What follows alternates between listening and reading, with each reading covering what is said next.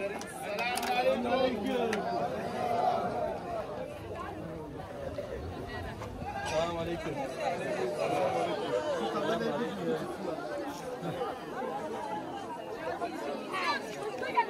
Bırakın.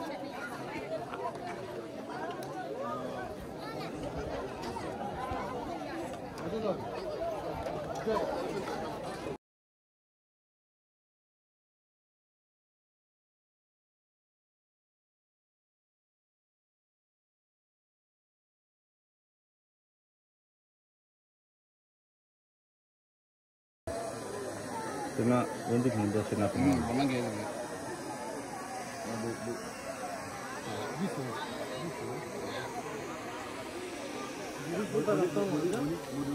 Bir sınıf mı olacak? Evet. Burada ikinci sınıf. Evet.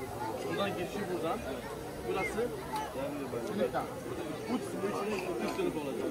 Burası ön taraf. Bismillahirrahmanirrahim. Afrika Togo Ani şehrinin Pendina köyündeyiz ve şu anda medresenin açılışını yapacağız. Allah'a hamdolsun dünyanın iki kıta arasında şu anda bir Kur'an medresesi, bir Kur'an bülbüllerinin okuyacağı bir medresenin yani temel atma törenindeyiz. Allah emeği geçen herkesten Allah razı olsun ve başta bağışçımız merhum Vahdettin Taştimur'la eşi Allah hayrını versin, şu anda yaşıyor. Necdet Taştimur'un hayrına oğulları Rıdvan Taştimur yaptırıyor.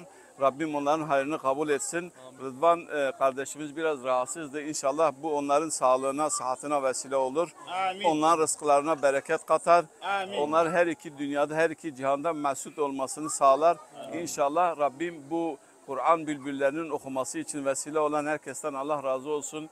Umut Kervanı da böyle vesile etti. Rabbim Umut Kervanı da yeryüzünde faaliyetlerini daim kılsın inşallah. Mesut etsin inşallah. Allah hep emeği geçen tüm kardeşlerimize razı olsun. Allahümme lekel hamdu ya Allah. Allahümme zidna ve la tenkusuna. Allahümme barikna ya Allah.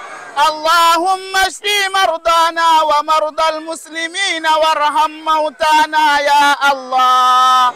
Bismillahirrahmanirrahim. İnşallah medresemizin temelini atıyoruz. Rabbim hayırlara vesile kılsın. Rabbim nice Kur'an bülbüllerinin yetişmesine vesile etsin inşallah. Ya Allah, Bismillah.